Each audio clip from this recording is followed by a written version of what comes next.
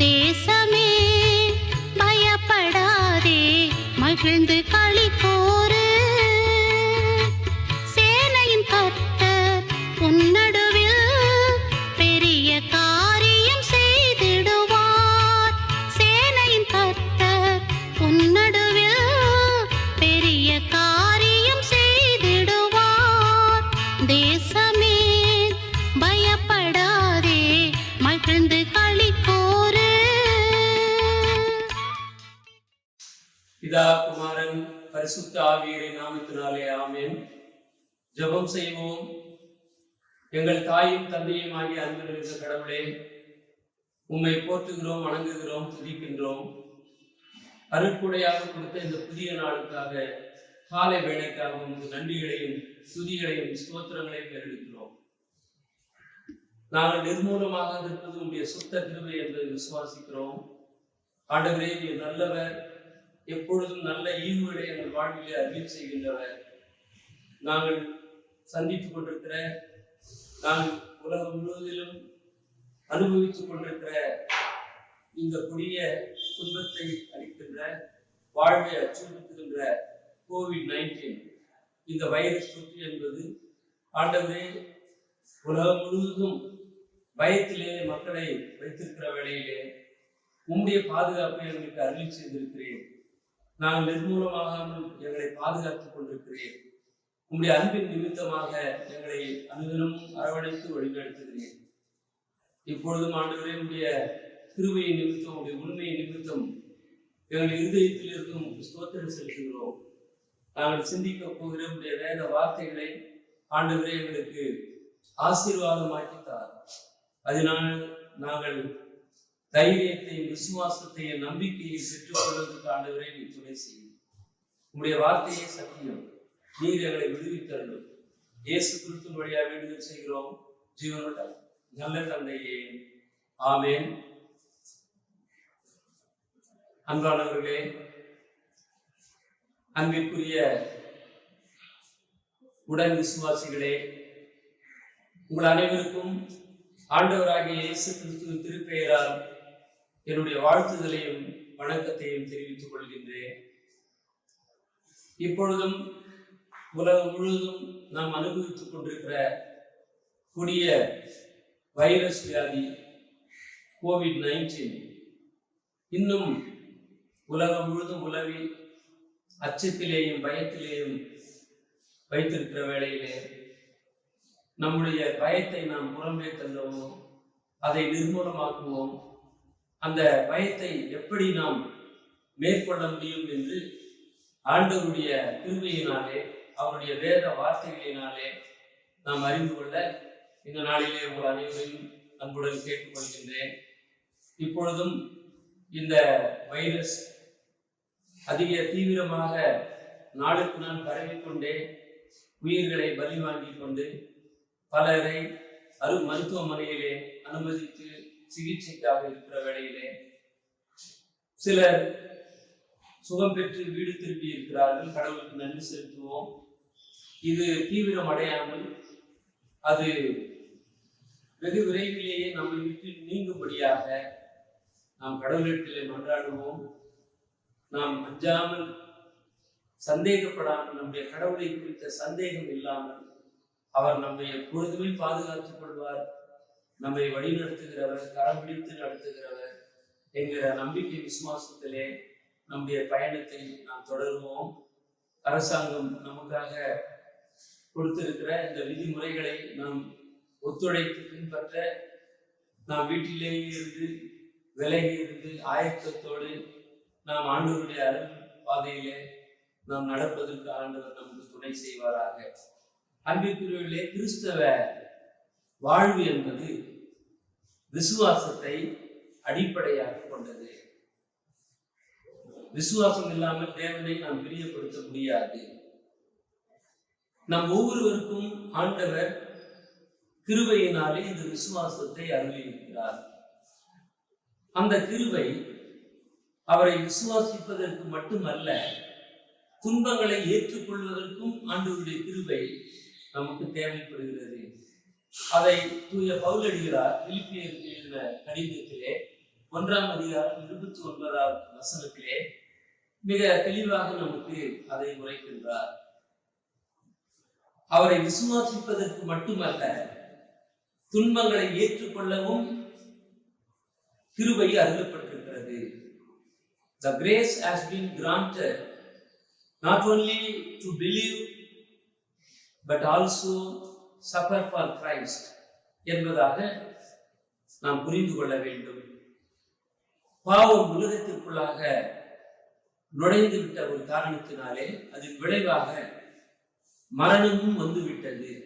நாம் அறிந்து ஒன்று, இந்த சரீரம் என்பது இயேசு கிறிஸ்துவினுடைய ஆலயமாக இருக்கிறது, தேவனுடைய ஆலயமாக இருக்கிறது. ஏனென்றால் இந்த சரீரத்தை இயேசு கிறிஸ்துவானவர் விலையேற பெற்ற மதிக்க முடியாத கிரயத்தை கொண்டு நம்மை மீட்டுக் கொண்டிருக்கிறார். எனவே அவர் வாழ்கின்ற ஆலயமாக இந்த சரீரம் இருக்க வேண்டும். எனவே அது அவருக்கு தான் சொந்தம் என்பதாக நாம் புரிந்து கொள்ள வேண்டும். நாம் உலகத்திலே வாழும்போது நம்முடைய சரீரத்திற்கு வேண்டிய அனைத்து சுகத்தையும் பலத்தையும் ஜீவனையும் ஆண்டவர் அருளியிருக்கிறார். எனவேதான் ஆண்டவருடைய வாக்கு சொல்லப்படுகிறது, நானே உன் பரிகாரியாகிய கடவுள் என்பதாக சொல்லப்படுகிறது. அன்பிற்குரியவர்களே, அதை நாம் நம்ப வேண்டும், விசுவாசிக்க வேண்டும். எனவே இந்த சரீரத்தின் சாவாமை எதிர்காலத்திலே நிகழப்போகிற ஒன்று. அது இயேசு கிறிஸ்துனுடைய வருகையின் நாளிலே அது நடைபெறும். எனவே நாம் இப்பொழுது மிக முக்கியமாக செய்ய வேண்டிய ஒரு காரியம் என்னவென்றால், நம்முடைய மனதை நாம் புதுப்பித்துக் கொள்ள வேண்டும். தீய மனதை மாற்றவாறும் தூய ஆவியே. நம்முடைய மனது, எண்ணங்கள், சிந்தனைகள் அனைத்தையுமே நாம் மாற்றிக்கொள்ள வேண்டும், அதை புதுப்பித்துக் கொள்ள வேண்டும். அதுதான் இன்றைய நாளினுடைய அவசியமாக இருக்கிறது. ஒரு மனிதனுடைய நினைவுகள் எப்படியோ அப்படிதான் அவனுடைய வாழ்க்கை முறையும் இருக்கிறது என்று வேதம் நமக்கு சொல்கிறது. எத்தனையோ விசுவாசிகள் இன்னும் மாம்ச இச்சையிலே வாழ்ந்து கொண்டிருக்கிறார்கள். இந்த உலகத்திற்கான ஒத்த வேஷத்தை தரித்துக் கொண்டிருக்கிறார்கள். மாயமாலமான வாழ்க்கையை வாழ்ந்து கொண்டிருக்கிறார்கள். எனவேதான் தூய பவுலடிகளார் ரோமருக்கு எழுதின கடிதத்திலே 12வது அதிகாரம் 2வது வசனத்தை பார்க்கிற பொழுது, நீங்கள் இந்த பிரபஞ்சத்திற்கு ஒத்த வேஷம் தெரியாமல் தேவனுடைய நன்மையும் பிரியமும் பரிபூர்ணமான சித்தம் என்னது என்பதை பகுத்தறியத்தக்கதாக உங்கள் மனம் புதிதாகிறதுனாலே மறுரூபமாகுங்கள் என்று சொல்லுகிறார். நம்முடைய மனம் புதியதாக வேண்டும். அதுதான் நாம் இப்பொழுது சிந்திக்க கடமைப்பட்டிருக்கிறோம். நம்முடைய மனம் புதிதாக்கப்பட்டதனால் நாம் மறுரூபமாக்கப்படுவோம். நம்முடைய வாழ்க்கையிலே ஒரு புரட்சிகரமான ஒரு மாற்றம் ஏற்படும் என்பது உறுதி. எனவே இதற்கு நம்முடைய விசுவாச வாழ்க்கைக்கு எதிராக இருப்பது பயம் என்பது. சந்தேகமும் பயமும் தான் நம்முடைய விசுவாசத்து வாழ்க்கைக்கு எதிராக செயல்படுகிறது. அது பல தடைகளை நாம் புதிதாக்குவதற்கு, நம்முடைய மனதை நாம் ஆண்டவருக்குள்ளாக வாழ்வதற்கு அது தடைகள் பல நம்முடைய வாழ்க்கையிலே இருக்கிறது. மிகப்பெரிய ஒரு தடையாக, அரணாக நம்மை அது பாதித்துக் கொண்டிருப்பது பயம் என்பதுதான். இந்த பயம் சந்தேகத்தின் மூலமாக வருகின்ற ஒன்று.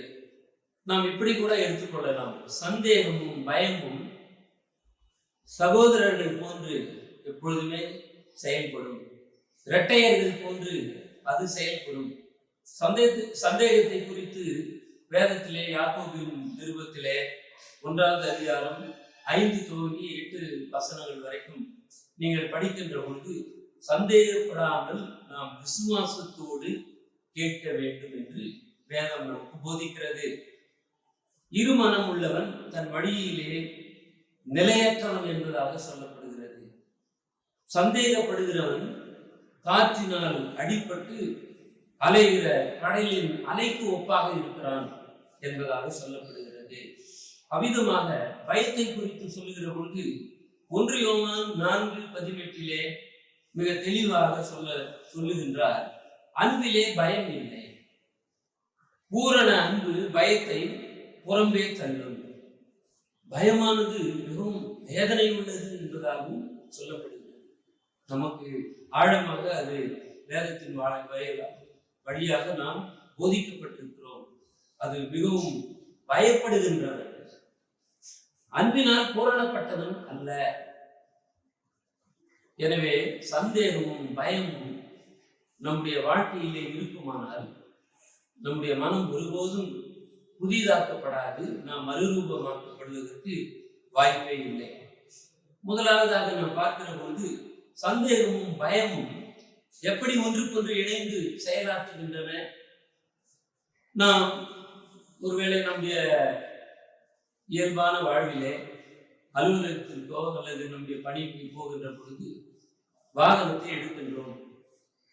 அந்த வாகனம் எடுக்கின்ற பொழுது நான் அலுவலகத்துக்கு போய் சேருவேனா அல்லது ஏதாவது ஆகிவிடுமா, அலுவலகம் முடிந்து என்னுடைய வீட்டுக்கு நான் திரும்பி வருவேனா, இப்படியெல்லாம் சந்தேகப்பட்டு நாம் ஒரு வாகனத்தை எடுப்பதில்லை. நாம் நம்பிக்கையோடு எடுக்கிறோம். இந்த வாகனத்தின் மூலமாக அலுவலகத்தில் போவேன், பணியை முடித்து மீண்டுமாக மாலையிலே நான் வந்து சேருவேன் என்ற நம்பிக்கையிலே தான் அதை நாம் செலுத்துகிறோம். அவ்விதமாக நாம் வியாதிப்படுகிற பொழுது மருத்துவரை அணுகுகிறோம். மருத்துவர் நமக்கு மருந்து மாத்திரைகளை கொடுக்கிற பொழுது அதை நாம் உட்கொள்ளும் போது அதை ஒருவேளை என்னுடைய வியாதி நீங்குமா நீங்காதா என்பதாக நாம் செய்வோம். கண்டிப்பாக இந்த வியாதி என்னை விட்டு அகன்று விடும் என்று நம்பிக்கையிலே தான் அந்த சிகிச்சை முறைகளை நாம் பெற்றுக்கொள்கிறோம். அவ்விதமாக நாம் சந்தேகப்படாமல் நம்முடைய ஆண்டவரை குறித்த சந்தேகமோ பயமோ நமக்கு ஒரு நாளும் இருக்கக்கூடாது. ஆண்டவர் என்னை காப்பாற்றுவார், அவர் நல்லவர், அவர் கிருபை என்றும் உள்ளது என்கிற நம்பிக்கை எப்போதுமே நமக்கு இருக்க வேண்டும். எப்பேற்பட்ட ஒரு வியாதியாக இருந்தாலும், எப்பேற்பட்ட சூழ்நிலையாக என்னை அழுத்தி என்னுடைய வாழ்வை அச்சுறுத்தினாலும், என் ஆண்டவர் என்னோடு இருப்பதினாலே நான் ஜெயம் கொள்ளுவேன், நான் வெற்றி வாழ்க்கையை நான் எடுத்துக்கொள்வேன். ஏனென்றால் என் ஜெயம் கொடுக்கிற ஆண்டவர் என்னோடு அவர் இருக்கின்றார். அந்த நம்பிக்கை, சந்தேகப்படாமல் நாம் அந்த நம்பிக்கையிலே இருக்க அழைக்கப்பட்டிருக்கிறோம். சந்தேகம், நான் ஏற்கனவே சொன்னபடி சந்தேகமும் இந்த பயமும் உடன் பிறந்த சகோதரர்கள் போன்றவர்கள், ஒன்றோடு ஒன்று இணைந்து தொடர்ந்தே வந்து கொண்டிருக்கும். யானை வரும் பின்னே மணி ஓசை வரும் முன்னே என்று ஒரு தமிழிலே ஒரு முதுமொழியை நாம் அனைவரும் அறிந்திருக்கிறோம். எனவே அதே போலதான் அந்த பயம் வருவதற்கு முன்பாக சந்தேகம் என்பது அது வரும். சந்தேகம் வந்த பிறகு பயம் அதோடு சேர்ந்து பயணித்து வரும். சந்தேகமும் பயமும் அது ஒன்றுக்கொன்று இணைந்து செயலாற்றுகிற பொழுது மனிதனை, நம்மை அது அலற வைக்கிறது, அலைக்கழிக்கிறது. நம்முடைய வாழ்க்கையை அவல நிலைக்கு நிச்சயமாக அது தள்ளிவிடும். பயம் நம்முடைய எண்ணத்திற்குள்ளாக நுழைவதற்கு முன்பாக அந்த எண்ணத்தின் வெள்ளோட்டமாக தான் சந்தேகம் என்பது வரும். அது ஆராய்ந்து பார்த்து இந்த சரீரத்திலே, இந்த எண்ணத்திலே, இந்த மனிதனுடைய உள்ளத்திலே நான் நுழைந்து வாழ்வதற்கு பொருத்தமானதா என்பதை எல்லாம் அது ஆராய்ந்து பார்க்கும். கொஞ்சம் இடம் கொடுத்தால் கூட அது நுழைந்து விட்டால் அதனை தொடர்ந்து பயமும் உள்ளே வந்து அது நம்மை ஆள்வதற்கு ஆரம்பிக்க தொடங்கும். எனவே இந்த பயத்தை நாம் எப்படி மேற்கொள்ள முடியும்? இந்த தடையை எப்படி நாம் முறியடிக்க முடியும் என்பதுதான் நம்முடைய கேள்வியாக இருக்கிறது. முதலாவது நான் சொன்னது, நாம் இப்பொழுது செய்ய வேண்டிய ஒரு காரியம், நம்முடைய மனதை நாம் புதுப்பிக்க வேண்டும். அதை புதுப்பிப்பதற்கு இயலாத ஒரு தடையாக இருப்பது இந்த சந்தேகமும் பயமும். இதை நாம் எப்படி மேற்கொள்வது என்பதை குறித்து தான் நாம் ஆராய கடமைப்பட்டிருக்கிறோம்.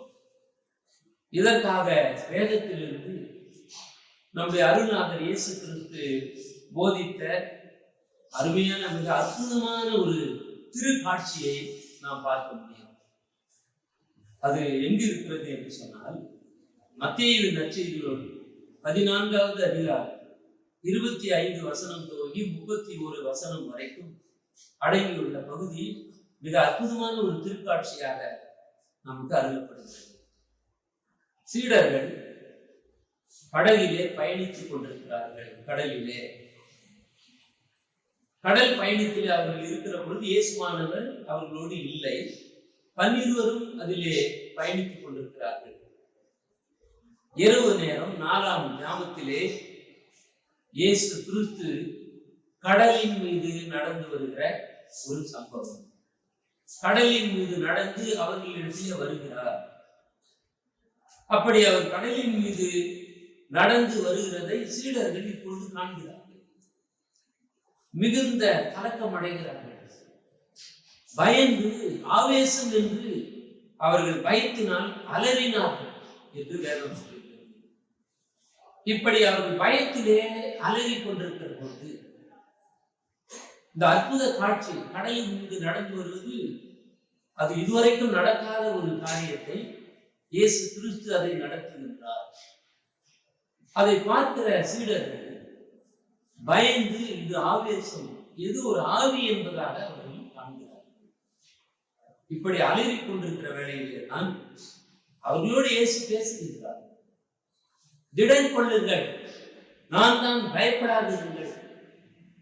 It is I, do not be afraid என்பதாக இயேசு கிறிஸ்து அவர்களோடு இந்த தைரியத்தை அவர் கொடுக்கின்றார்.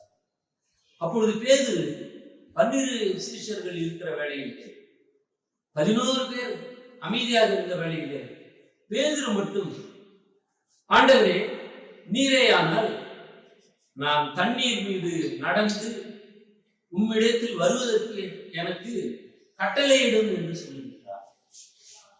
அப்பொழுது இயேசு கிறிஸ்து பேதுருவை பார்த்து வா என்று அழைக்கின்றார். தம்மிடத்தில் வருவதற்காக ஒரு மாபெரும் அழைப்பை கொடுக்கிறார். எப்பொழுது அந்த அழைப்பை அவர் பெற்றுக் கொள்கிறார் என்றால், கடல் கொந்தளிப்பு, பெரும் காற்று வீசிக் கொண்டிருக்கிறது. அங்கே தண்ணீர் மீது நடந்து வருகிற ஆண்டவர் ஒரு அழைப்பை கொடுக்கிறார். அப்போது பேதுரு உடனடியாக படகை விட்டு இறங்கி இயேசுவினிடத்திலே போக தண்ணீர் மீது அவர் நடக்கிறார். காற்று அப்பொழுதும் பலமாய் அடித்துக் கொண்டிருக்கிறது. அப்பொழுது அந்த வேதவசனம் சொல்லுகிறது, அதை கண்டு பயந்து அமிழ்ந்து போகையிலே.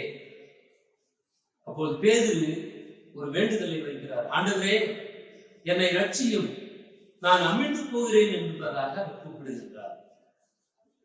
உடனே இயேசு தம்முடைய கரத்தை நீட்டி அவரை பிடித்து தூக்கி விடுகின்றார்.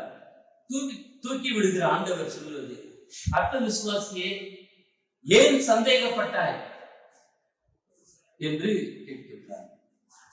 இந்த சம்பவம் எல்லாருக்கும் தெரிந்ததுதான். பல முறை இதை குறித்து நாம் அறிந்திருக்கிறோம். இது தெரிந்த ஒன்றுதானே என்று நாம் நினைக்கிறோம். ஆனால் இந்த சம்பவத்தை ஆழமாக நாம் ஆராய்ந்து பார்த்தால்தான் இதனுடைய போதனைகளை நாம் அறிந்து கொள்ள முடியும். இந்த சம்பவத்தின் மூலமாக இயேசு கிறிஸ்து பேதுருவின் பயம், சந்தேகம் ஆகிய இரண்டையும் அவர் சுட்டி காட்டுகிறதை நாம் பார்க்கிறோம். நம்முடைய வாழ்க்கையிலும் அவ்விதமாக சந்தேகமும் பயமும் இருக்குமானால் இதன் மூலமாக நாம் ஒரு அனுபவத்தை பெற்றுக் கொள்வோம். விசுவாசத்தை விருத்தி அடைய செய்வதற்கு இந்த அற்புத காட்சி என்பது நமக்கு பேருதவியாக இருக்கும் என்பதை நாம் புரிந்து கொள்ள வேண்டும். இந்த சந்தேகமும் பயமும் பேதுருவின் எண்ணத்திற்குள்ளே வந்துவிட்டன. படகிலே 12 சீடர்களும் பயணித்திருந்தார்கள். அவர்கள் பயணம் இருந்தது. அதிலே பேதுரு ஒருவர் மட்டுமே சொல்லுகிற வார்த்தை, நீரே ஆனால் நான் தண்ணீர் மேல் நடந்து உம்மிடத்தில் வர எனக்கு கட்டளையிடும் என்று சொல்லுகிறார்.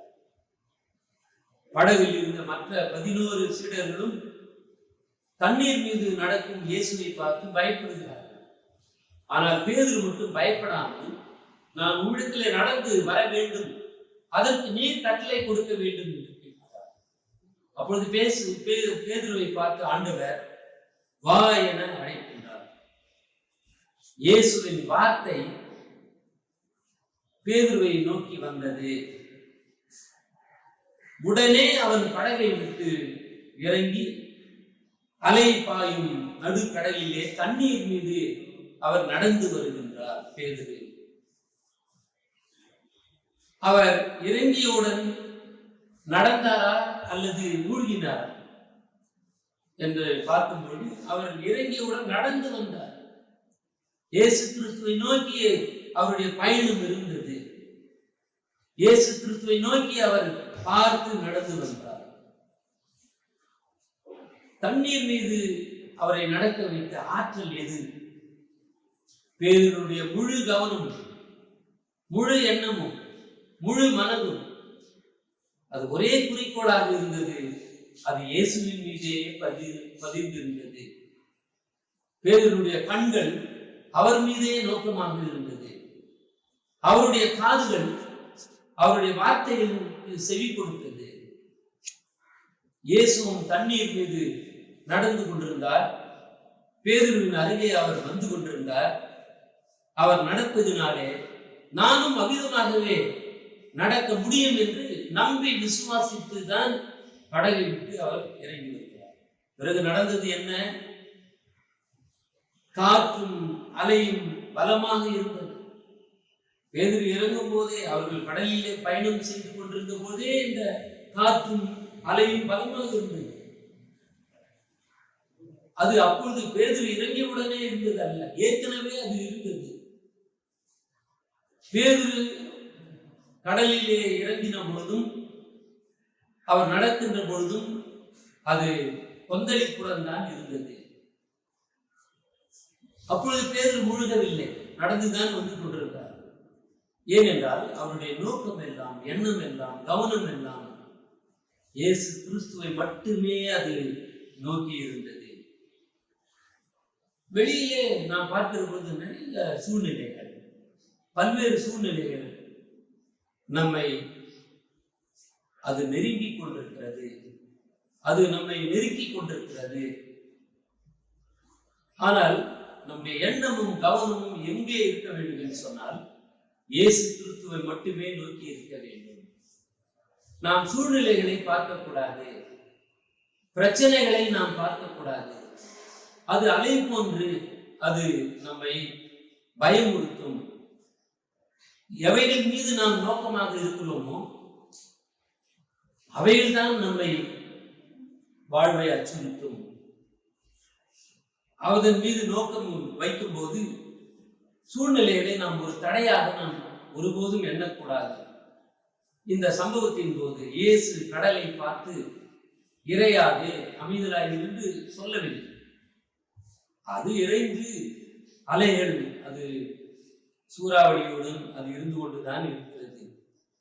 பேதுரு அலைகளை பார்க்காமல் இயேசுவை மட்டுமே நோக்கி ஒரு முற்போக்கான ஒரு எண்ணத்திலே அவர் பயணம் செய்கிறார். இப்படிப்பட்ட முற்போக்கான எண்ணங்கள் நமக்குள்ளே என்று எழுப்புகிறதோ அன்றைக்கே ஒரு மாபெரும் மாற்றங்கள் கொண்டு வர முடியும். முற்போக்கான ஒரு எண்ணம், இயேசுவை நோக்கிய பயணம், இது இருக்கிற பொழுது நம்மிலே நிச்சயமாக ஒரு மாற்றம். ஆனால் அநேக விசுவாசிகளுக்கு இது விளங்குவதில்லை. ஆண்டவரே, இந்த சூழ்நிலைகளை மாற்றும் என்றுதான் நாம் வேண்டுகிறோம். காற்றும் கடல் அலையும் நம்மை விட மிக பெரியது அல்ல. நம்மை அழிக்கவோ அசைக்கவோ அது முடியாது. ஆனால் இவற்றையெல்லாம் படைத்த கடவுள் நம்மோடு இருப்பதனால், நமக்கு எதிராக இருப்பதினாலே, நமது அருகிலே இருப்பதினாலே, நம்முடைய எண்ணமும் சிந்தனையும் நோக்கம் எல்லாம் அவர் மீது இருக்கிற பொழுது இந்த அலைகளோ அல்லது அலைகளினால் எழுப்புகின்ற பயமோ அச்சுறுத்தலோ நம்மை ஒருபோதும் ஒன்றும் செய்ய இயலாது. அவ்விதமாக இந்த கோவிட்-19 இந்த வைரஸ் என்பது மிகவும் பேர் இறைச்சலாக அலையாக அது உலகம் முழுவதுமாக அது பயமுறுத்திக் கொண்டிருக்கிற வேளையிலே நாம் பார்க்க வேண்டிய ஒரே ஒரு இடம் அருள்நாதர் இயேசு கிறிஸ்துவை நோக்கிய பார்வை நமக்கு இருக்க வேண்டும். பேதுரு இயேசு கிறிஸ்துவை நோக்கி பார்த்தார். அவரை பார்த்தபடியே அவர் நடந்து செல்லுகிற பொழுது அவர் மூழ்கவில்லை, அவர் நடந்து கொண்டே இருந்தார். எப்பொழுது அந்த அலைகளையும் பேர் இறைச்சலையும் பார்த்தாரோ அப்பொழுதுதான் அந்த பயம் சந்தேகம் அவர் உள்ளத்திலே வந்து, என்னால் நடக்க முடியுமா? சந்தேகம். முடியாது, இந்த அலைகள் விதமாக இருக்கிறது என்ற பயம், இவை இரண்டும் ஒன்றோடு ஒன்று பேதுருவின் எண்ணத்திலே புகுந்ததினாலே அவர் மூழ்க ஆரம்பிக்கிறார் என்பதாக இங்கே சொல்லப்படுகிறது. எனவே இந்த பிரச்சனைகள் நம்முடைய கண்களை விட்டு அகற்றுவோம். பிரச்சனைகளை நம் கண்களும் காதுகளும் எதிர் மீது நோக்கமாய் இருக்க வேண்டும் என்பதுதான் இங்கே நாம் ஆராய்ந்து பார்க்க வேண்டிய ஒன்றாக இருக்கிறது. ஆண்டவராகிய இயேசு கிறிஸ்து மீது நங்கூரம் விட்டதாக இருக்க வேண்டும். எவ்வளவு பெரிய புயலாக இருந்தாலும் காற்றாக இருந்தாலும் நாம் ஆண்டவராகிய இயேசு கிறிஸ்து மீது நங்கூரம் விட்டு இருப்போமானால் நாம் அசைக்க முடியாது. இப்பொழுது பேதுருவுடைய வாழ்விலே நடந்தது என்ன? அவன் மூழ்க ஆரம்பிக்கின்றான் என்று வேதம் சொல்லுகிறது. காற்று பலமாக வீசினதினாலே மூழ்க ஆரம்பித்தான் என்று வேதம் சொல்லுகிறதா? அப்படி இல்லை. அவன் படகிலே பயணம் செய்த போதும் காற்றும் அலையும் இருந்தது. அவன் படகை விட்டு இறங்கின போதும் காற்றும் அலையும் இருந்தது. பிறகு ஏன் பேதுரு மூழ்க ஆரம்பித்தார்? பேதுருவின் எண்ணத்திலே இப்போது என்ன மாற்றம் வந்தது? அவருடைய இருதயத்திலே எவ்விதமான மாற்றம் ஏற்பட்டது அவர் மூழ்குவதற்கு என்று நாம் பார்க்கிற பொழுது, அற்புதமான இயேசு கிறிஸ்துவினுடைய வார்த்தையின் மீது கவனம் கொண்டு நடந்த பேதுருவுக்கு ஒரு வித்தியாசமான ஒரு மாற்றம் இப்போது உள்ளே நுழைந்து விட்டது. எனவே அவர் மூழ்க ஆரம்பித்தார். அப்படியானால் பேதுருவுடைய வாழ்விலே நடந்த மாற்றம் என்ன? அந்த வித்தியாசமான மாற்றம் என்ன? அவர் கடலிலே நடந்து கொண்டிருந்தார். கடலிலே நடந்து கொண்டிருக்கிற பொழுது அவரிலே ஏற்பட்ட மாற்றம் என்ன? அந்த முயற்சியிலே ஏன் அவர் தோல்வி காண ஆரம்பித்தார் என்று பார்க்கிற பொழுது, பிசாசானவன் அவருடைய காதிலே சொல்லுகின்றான். என்ன சொல்லி இருக்கக்கூடும் அன்பிற்குரியவர்களே? பேதுருவே, நீ கடலில் நீ என்ன செய்து கொண்டிருக்கிறாய் தெரியுமா? கடலின் மீது அலைப்பாய்கின்ற பேர் இறைச்சலோடு காணப்படுகிற இந்த கடலின் மீது நடந்து கொண்டிருக்கிறார். நீ சற்று சுற்றிலும் பார். கொந்தளிக்கின்ற அலைகளை நீ பார்த்தாயா? பலமாக வீசுகின்ற இந்த காற்றை நீ பார்த்தாயா? இயேசுவின் மீது உன்னுடைய கண்ணை வைத்துக் கொண்டிருக்கிறாயே, அதை விட்டு விடு. இதையெல்லாம் பார். இந்த ஆர்ப்பரிக்கும் அலைகளின் சத்தத்தை உன் காது இப்போது கேட்கவில்லையா? சுழன்று வீசுகின்ற இந்த சூறாவளி காற்றை நீ பார்த்து நீ எப்படி நடக்க முடியும்? உன்னால முடியுமா? சொல்லுகின்றான் சாத்தான். வா என்று சொன்ன இயேசுவின் சத்தத்தின் மீதே உன் காதுகளை வைத்திருக்கிறாயே, இதனால் உனக்கு என்ன பிரயோஜனம் உண்டா? நீ உடனடியாக உன் படகிலே ஏறி திரும்பி போய்விடு. இல்லையே நீ நடுக்கடலிலே மூழ்குவது நிச்சயம் என்று அந்த சந்தேகத்தை முதலாவதாக சாத்தான் அவன் ஒரு எண்ணத்திலே வைக்கின்றான். பிசாசு ஏதோ 2 கொம்புகளை வைத்து பயங்கரமாக வந்து சொல்லி இருக்கும் என்பதாக நாம் நினைக்க வேண்டாம். நம்முடைய வாழ்விலே இவ்விதமாக பிசாசு வந்து ஒருபோதும் சொல்லுவது இல்லை. அப்படின்னு நினைக்கவே வேண்டாம். பிசாசுக்கு இந்த உலகில நிறைய ஏஜென்ட்கள் உண்டு, நிறைய முகவர்கள் உண்டு. அவங்க எங்க தெரியுமா இருப்பார்கள்? நம் பக்கத்திலேயே இருப்பாங்க, நம் அருகிலேயே இருப்பாங்க, நம்முடைய பயணிப்பார்கள். அவர்கள் தான் சில நேரங்களில் அவர்கள் என்ற பிசாசுன்னு நான் சொல்லல, பிசாசுக்குரிய சில வார்த்தைகளை அவர்கள் அனுமதித்திருப்பார்கள். எனவே அவர்கள் ஏதோ நம்மை காப்பாற்றுவது போன்ற சில ஆலோசனைகளை அவர்கள் சொல்லுவார்கள். நம்முடைய நம்பிக்கையை சற்று திசை திருப்புவார்கள், இந்த பயங்கரத்தை காட்டுவார்கள். ஐயோ இது இப்படி இருந்தா எப்படி இருக்கும்? அப்படி அல்ல. நம்மை அழைத்தவர் அவர் சர்வ வல்லமை உள்ளவர். அவர் கடலின் மீது நடந்து கொண்டிருக்கிறார். நம்மையும் அவ்விதமாக பேர் இறைச்சல், பேர் அலைகள் மோதுகின்ற இடத்திலேயும் நம்மை பாதுகாப்பதற்காக அவர் நம்மை அழைத்திருக்கிறார். அதை திசை திருப்புவதற்கு நம்முடைய எண்ணத்திலே இவ்விதமான ஒரு சந்தேகத்தை கொடுப்பதற்கு நம்முடைய அருகிலேயே, நம் பக்கத்திலேயே, நம் உடனேயே இருந்து கொண்டிருக்கிறவர்கள் நிச்சயமாக இருப்பார்கள். தற்காலிகமாக தங்கள் வாயை பிசாசின் வார்த்தைகளுக்கு அவர்கள் திறந்து விடுகிறார்கள். அதனால்தான் விதமாக ஏற்படுகிறது. அவர்கள் அவன் வார்த்தைகளை உங்களிடம் பேசுவார்கள். அது எப்பேற்பட்ட வார்த்தைகளை தான் பேசுவார்கள் தெரியுமா அன்பிற்குரியவர்களே? கவலையை தருகின்ற வார்த்தைகளை அவர்கள் சொல்லுவார்கள், சந்தேகத்தை தோற்றுவிக்கின்ற வார்த்தைகள், நம்பிக்கையை சிதைக்கின்ற வார்த்தைகள், தாழ்வு மனப்பான்மையை கட்டி எழுப்புகின்ற வார்த்தைகள், பதிலை விட்டுவிட்டு பிரச்சனை மீதே கண்களை வைக்க சொல்லுகிற வார்த்தைகள், கடைசியாக நம்முடைய எதிர்காலத்தையே முடமாக்கி போடும் வார்த்தைகளை அவர்கள் எப்பொழுதுமே நம்மோடு சொல்லிக்கொண்டே இருப்பார்கள்.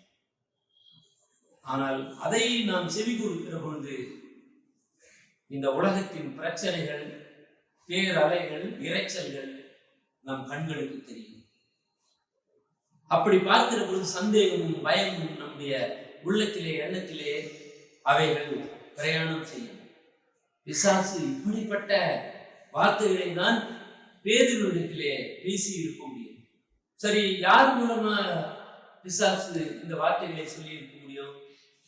அதுதான் 11 பேர் இருக்காங்களே, படகுல இருக்காங்க இல்லையா, மற்ற சீடர்கள். அவர்கள் என்ன, பேதுரு இறங்கி நடக்கிற பொழுது ஸ்தோத்திரம் அல்லேலூயா, நல்லா நடக்கிறாரு, ஆண்டவராண்ட போய் சேருவாரு அப்படி என்று உற்சாகப்படுத்தினார்களா? அப்படி ஒன்றும் அவங்க இல்லை. அப்படி இருந்தாலும் பேதுரு இறங்கி போகும்போது இவர்களும் இறங்கி நடந்திருப்பார்கள்.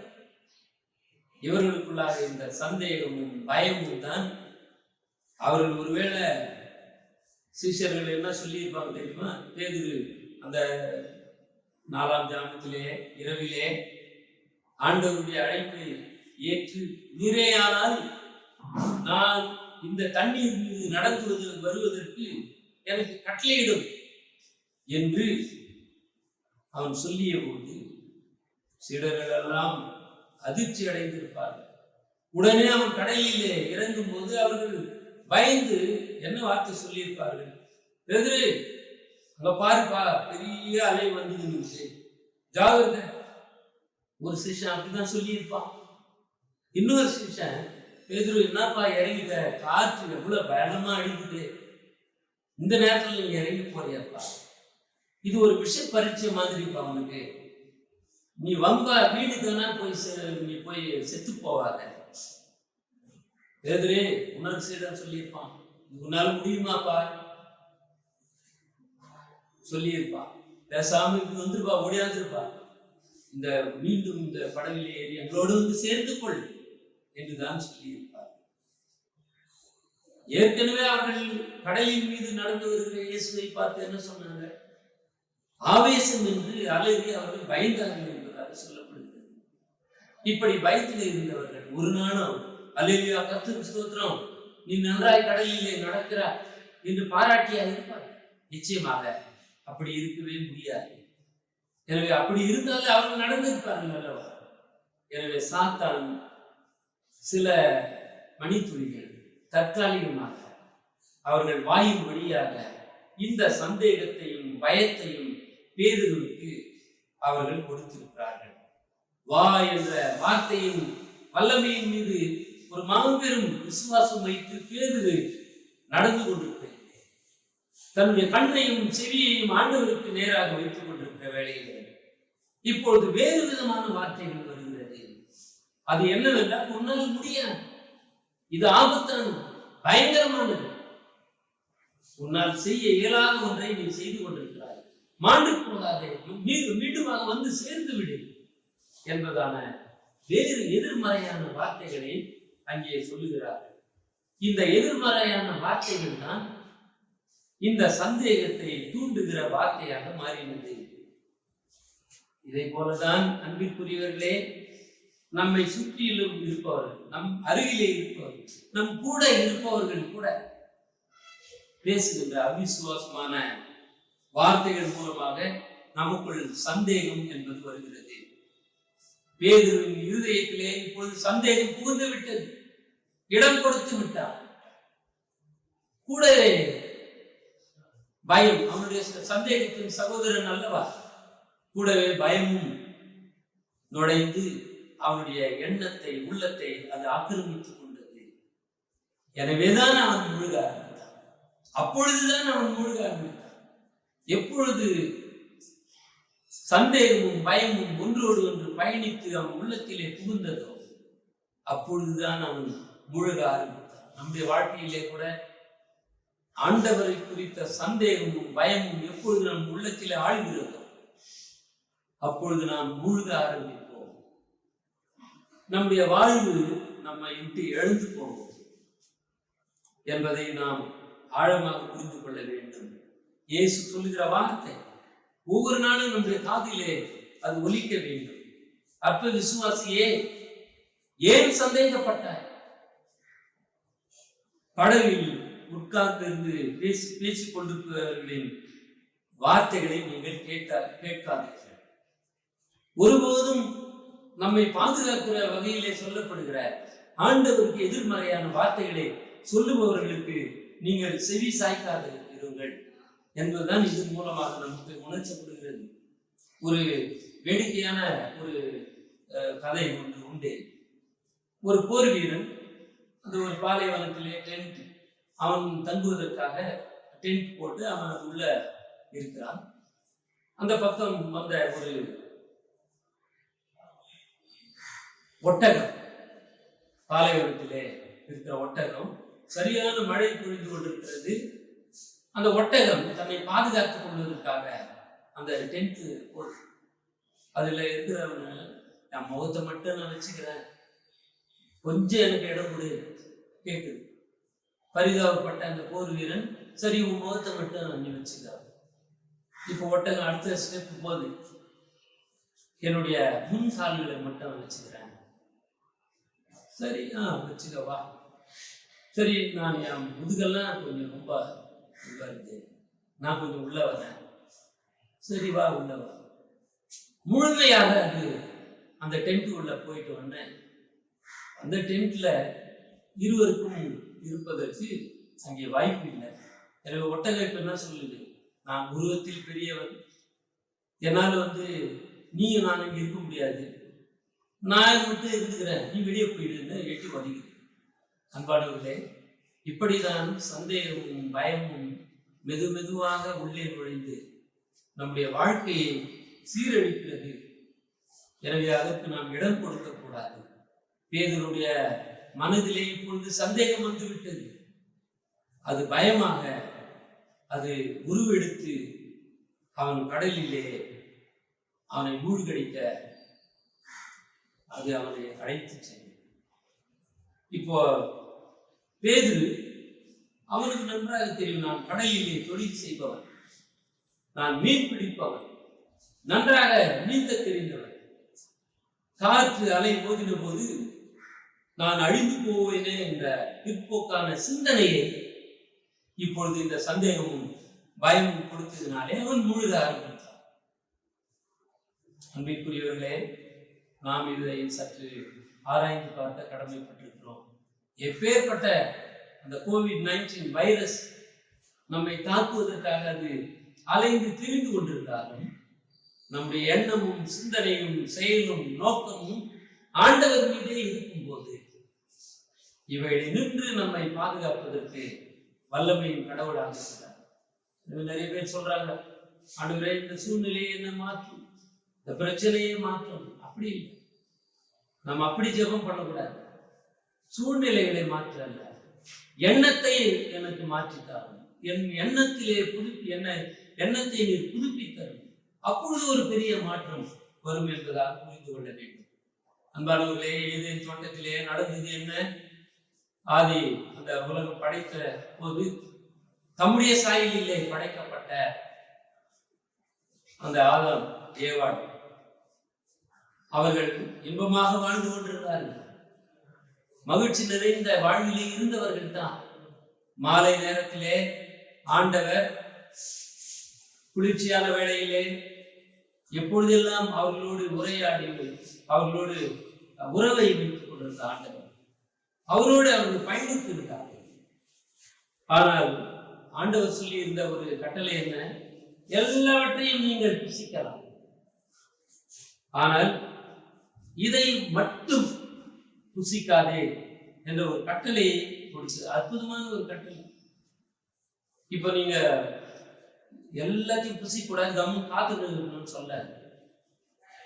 இப்ப நம்ம விலகி இருப்போம், வீட்டில் இருப்போம் சொல்றாங்க இல்லையா? அப்படி சொல்ல ஆண்டவர் இங்கே ஒரு கட்டளை என்ன? எல்லாவற்றையும் நீங்கள் புசியுங்கள், ஆனால் இந்த ஒன்றை மட்டும் புசிக்க வேண்டாம் என்று ஒரு அற்புதமான ஒரு கட்டளையை கொடுக்கிறார். தேவனுடைய வார்த்தையின் மீது அவர்கள் கவனம் வைத்து அப்படியே அவர்கள் இருந்தபொழுது அவர்கள் நன்றாக இருந்தார்கள். அப்படி இருந்திருந்தால் அது போதுமானதாக இருந்திருக்கும். அவர்களுடைய வெற்றிக்கு, வாழ்வின் வெற்றிக்கு அது வெற்றிட்டு இருக்கும். ஆனால் பிசாசு ஒரு முயற்சி செய்கின்றான். முதல் முயற்சி அதுதான். அந்த முதல் முயற்சி என்னன்னு சொன்னா, அவன் பயத்தை கொடுக்கல. முதல் முயற்சி அவன் சந்தேகத்தை கொண்டு வந்தான். சந்தேகம் எப்படி கொண்டு வந்தான்னு சொன்னா, பிசாசு முதலிலே பேசின வார்த்தை என்ன தெரியுமா? நீங்கள் தோட்டத்தில் உள்ள சகல விருட்சங்களின் கனியையும் புசிக்க வேண்டாம் என்று தேவன் சொன்னது உண்டோ? அதான் முதல் வார்த்தை. ஒரு சந்தேகத்தை எழுப்புறான். கர்த்தர் சொல்லிய வார்த்தையின் மீது ஒரு சந்தேகத்தை அவன் எழுப்புகின்றான். அப்போ அவர்கள் சொல்லுகிறார்கள், உரையாடல் நமக்கு நல்லா தெரியும், நீங்கள் இந்த கனியை நீங்கள் புசித்தால் நீங்கள் சாக மாட்டீர்கள், தேவனை போல நீங்கள் மாறிவிடுவீர்கள் என்று சொல்லுகின்றான். இதை சாப்பிடாமல் விலகுவதன் மூலமாக உங்களுக்கு சேர வேண்டிய பெரிய நன்மையாக தேவனை போல மாறிவிடுவோம் என்கிற அந்த நன்மையை அவர் மறைத்து வைத்திருக்கிறார் என்பதாக ஒரு சந்தேகத்தை அவர்கள் உள்ளத்திலே வைக்கின்றார். அதுவரைக்கும் சந்தோஷமாக இருந்தவர் இந்த எதிர்மறையான பேச்சை அவர்கள் கேட்டவுடனே அந்த முதல் முயற்சியிலேயே இந்த சந்தேகத்தை சாத்தான் எழுப்புகிறான். எனவே சந்தேகம் மனதிலே தோன்றி பிறகு பாவம் செய்வதற்கு அது சுலபமாகிறது. அந்த கொடிய பாவம், பயம், பாவம் போன்ற காரியங்களுக்கெல்லாம் முன்னோடியாக அது இருந்தது. ஆதாம் ஏவாளும் சந்தேகத்திற்கு இடம் கொடுத்து விட்டார்கள். விளைவு என்ன? அவர்கள் பாவம் செய்தார்கள். நிர்வாணிகள் என்று அவர்கள் காண முடியவில்லை. தேவன் வருகிறார், அவர்களை தேடி வருகிறார். ஆதாமே, நீ எங்கே இருக்கிறார்? அவன் சொல்லுகிற பதில் என்ன தெரியுமா? நான் பயந்து ஒழிந்து கொண்டிருக்கிறேன். இதுவரைக்கும் தைரியமாக மகிழ்ச்சியாக ஆண்டவரை அணுகினான், இப்பொழுது மறைந்து கொண்டிருக்கிறான். எதினாலே? பயத்தினாலே. அவன் பயத்தினாலே மறைந்து கொண்டிருக்கிறான். அந்த பயத்துக்கு முன்பாக சந்தேகத்தை அவன் அனுமதித்ததினாலே இப்பொழுது அவன் பயம் அவனுக்கு உள்ளே வந்தது. எனவே பிசாசு எப்பொழுதும் தேவனுடைய வாக்குத்தத்தங்களை சந்தேகிக்க வேண்டும் என்று விரும்புகிறான். உன் பிராணனை அழிவுக்கு விலைக்கு மீட்டு காப்பேன், நானே உன் பரிகாரியாகிய கடவுள். விசுவாசிக்கிறவனுக்கு எல்லாம் கூடும் என்று ஆண்டவர் வாக்குத்தத்தங்களை, உங்களை நான் திக்கற்றவர்களாக விடேன், உங்கள் இருதயம் கலங்காது இருப்பதாக, என்னிடத்திலே விசுவாசமாயிருங்கள் என்று இந்த வாக்குத்தத்தங்களை எல்லாம் சொல்லுகிற போது இவன் எதிர்மறையான வார்த்தைகளை சொல்ல முடியாது. அவ்வளோ பெரிய பிரச்சனை, இதிலிருந்து உன்னை காப்பாற்ற முடியாது என்ற எதிர்மறையான வார்த்தைகள் தான் சந்தேகத்தை எழுப்ப செய்யும். இயேசுவின் நாமத்தின் மேல் உள்ள வல்லமையை நாம் சந்தேகப்பட வேண்டும் என்று ஒவ்வொரு நாளும் சாத்தான் விரும்புகின்றான். சந்தேகம் என்பது இப்பொழுது எதற்கு வாசலை திறந்து கொடுக்கிறது? பயத்திற்கு வாசலை திறந்து கொடுக்கிறது. பயம் என்பது எதற்கு வாசலை திறந்து கொடுக்கிறது? தோல்விக்கு வாசலை திறந்து கொடுக்கிறது. எனவே நாம் மூழ்க ஆரம்பிக்கின்றோம். எனவே பேதுருவை போல அமிழ்ந்து கொண்டிருக்கிறீர்களா? பேதுருவை போன்று மூழ்கி கொண்டிருக்கிறீர்களா? கவலைப்பட வேண்டாம். பேதுருவை போலவே நாம் ஒரு காரியத்தை இந்த நேரத்தில் செய்ய கடமைப்பட்டிருக்கிறோம். பேதுரு என்ன செய்தார் தெரியுமா? மத்தேயு 16:30 சொல்லப்படுகிறது, ஆண்டவரே என்னை ரட்சியும் என்று அவர் கூப்பிடுகிறார். அப்படி கூப்பிட்ட வேளையில் அவர் காப்பாற்றப்படுகிறார். நீ முதலில் என்னை விசுவாசித்தாய், பிறகு என் வார்த்தையின் மீது சந்தேகப்பட்டாய், எனவே இந்த கடலிலே நீ அமிழ்ந்து மூழ்கி செத்துப்போய் என்பதாக ஆண்டவர் அங்கே சொல்லவில்லை. ஏனென்றால் நாம் வழிபடுகிற கடவுள், நாம் ஏற்றுக்கொண்டிருக்கிற கடவுள் அன்பின் கடவுள், கிருபையின் கடவுள், மனதுருக்கத்தின் கடவுள். நாம் எப்பேற்பட்ட சூழ்நிலையிலும் நம்மை அவரை நோக்கி கூப்பிடுகிற பொழுது நமக்கு விடுதலை வாழ்வை கொடுப்பதற்காக அவர் இரக்கம் உள்ளவராக இருக்கிறார். எனவே நாம் இப்பொழுது நாம் செய்ய வேண்டிய காரியம், நம்முடைய மனதை நாம் புதுப்பித்துக் கொள்வோம். ஆண்டவர் வார்த்தையின் மீது சந்தேகத்தை எழுப்புகிற சாத்தானுக்குரிய எண்ணங்களை நாம் மாற்றுவோம். ஆண்டவரை நோக்கி நாம் கூப்பிட்டு அவரை விசுவாசித்திருக்கிற வேளையிலே அவர் நம்மை தூக்கி எடுப்பார். எனவே வீண் வார்த்தையின் மீது கவனம் செலுத்த வேண்டாம். முடியாதவைகள் என்று நாம் நம்பிக்கை இழக்க வேண்டாம். முடியாதவைகள் முடியும் என்று சொல்லுகிறாரே, அந்த வார்த்தைக்கு நீங்கள் செவி கொள்ளுங்கள். தேவனால் எல்லாம் கூடும் என்று விசுவாசித்திருக்கிற நாம் அதே பயணத்திலே அதே வார்த்தைகளுக்கு செவி கொடுத்து ஆண்டவர் மீது நம் கண்ணை வைத்து நாம் பயணிக்க வேண்டும். ஏனென்றால் அவர் எப்பொழுதுமே நம் மீது கண்ணை வைத்து இருக்கிறார். மலைகளை பார்த்து பெயர்ந்து சமுத்திரத்திலே போ என்று சொல்லிய ஆண்டவர், நீங்கள் அப்படி சொல்லுகிற பொழுது அது முடியும் என்று நம்மை பார்த்து சொல்லுகிற ஆண்டவர் வார்த்தையின் மீது நம்பிக்கை வைத்து சந்தேகம், பயம் என்கின்ற இந்த மதில்களை நாம் உடைத்து எறிவோம், தகர்த்து எறிவோம் என்று இந்த நேரத்தில் நான் உங்களை கேட்டுக்கொள்கிறேன். கர்த்தருடைய வார்த்தை என்ற வல்லமை மிகுந்த, கர்த்தருடைய வார்த்தைகளை வல்லமை மிகுந்த வார்த்தையாக இந்த போர் ஆயுதங்களை நாம் எடுத்து நம்முடைய சத்துருக்களை நாம் வீழ்த்துவோம். இப்படி இருக்கிற பொழுதுதான் அந்த பயத்தை நாம் நிர்மூலமாக செய்வோம், பயத்தை நாம் மேற்கொள்ளுவோம். எனவே அன்பிற்குரியவர்களே, சந்தேகமும் பயமும் நமக்கு எதிராக, தேவனுடைய வார்த்தைகளுக்கு எதிர்மறையாக நம்மை பயன்படுத்தி நம்முடைய வாழ்வை அச்சுறுத்தி இருக்கிற வேளையிலே ஆண்டவருடைய வார்த்தைக்கு நாம் செவி கொடுத்து அவரிலே நம்பிக்கை வைத்து நம்முடைய வாழ்க்கையை புதுப்பித்துக் கொள்ள கடவுள் துணை செய்வாராக. ஆமென். ஜெபம் செய்வோம். அன்பின் பரம தந்தையே, இந்த பரிசுத்த ஓய்வு நாளுக்காக நன்றி செலுத்துகிறோம். ஆண்டவரே, எங்களை பாதுகாத்து பராமரித்து வழி நடத்துகிறேன். உங்களுடைய வார்த்தைகளினாலே எங்களுக்கு நம்பிக்கை, விசுவாசத்தை விருத்தி அடை செய்து கொண்டிருக்கிறேன். உங்களுடைய வார்த்தை எங்களுக்கு சத்தியமாக இருக்கிறது. அதனாலே நான் விடுதலை வாழ்வை பெற்றுக்கொள்ள உதவி செய்யும். உலகம் முழுவதும் பயத்திலே, அச்சத்திலே இருக்கிற வேளையிலே எங்கள் பயத்தை நீக்குவதற்கு, உம்மை நோக்கி நான் வேண்டிக் கொள்வதற்கு அந்த விசுவாசம் எப்பொழுதுமே எங்கள் உள்ளத்திலே இருக்க எங்கள் எண்ணங்களை, மனதை புதுப்பித்தரணும். திருச்சபை மக்களுக்காக, அகில உலகத்தினுடைய மக்களுக்காக நான் வேண்டுதல் செய்கிறோம். பாதிக்கப்பட்டிருக்கிற, உயிரிழந்திருக்கிற ஆத்துமாக்களுக்காக ஜெபிக்கின்றோம். ஆண்டவரை மருத்துவமனையிலே சிகிச்சை பெற்றுக் கொண்டிருக்கிறதாக ஜெபிக்கிறோம். இதற்காக பேருதவியாக இருக்கிற மருத்துவர்கள், உதவியாளர்கள், அடிமட்ட பணியாளர்கள் அனைவரையும் நீர் இரக்கமாய் கண்ணோக்கி உம்முடைய அருளை நீர் பெருகச் செய்தருளும். ஆண்டவரே, இப்பொழுதும் இந்த COVID-19 வைரஸ் தொற்று தன்னுடைய வலிமையை இழந்து போக உம்மால் அது கூடும், நீர் அதை செய்வீர். அந்த நம்பிக்கையிலே தான் நாங்கள் பயணிக்கிறோம். இதனாலே ஆண்டவரே, அடித்தள மக்கள், ஏழைகள், எளியவர்கள், வறுமையிலே வாழ்பவர்கள் அன்றாட தேவைகளை பூர்த்தி செய்து கொள்ள முடியாமல் உணவுக்கே கஷ்டப்படுகிற வேளையிலே ஆண்டவரே, நீர் வாழ்வின் ஆண்டவர், எங்களை ஆசீர்வதிப்பதற்காகவே எங்களை அழைத்தவர். ஆண்டவரே, அமிதமான மக்கள் மத்தியிலே உங்களை அடையாளப்படுத்திக் கொண்டிருப்பேன்.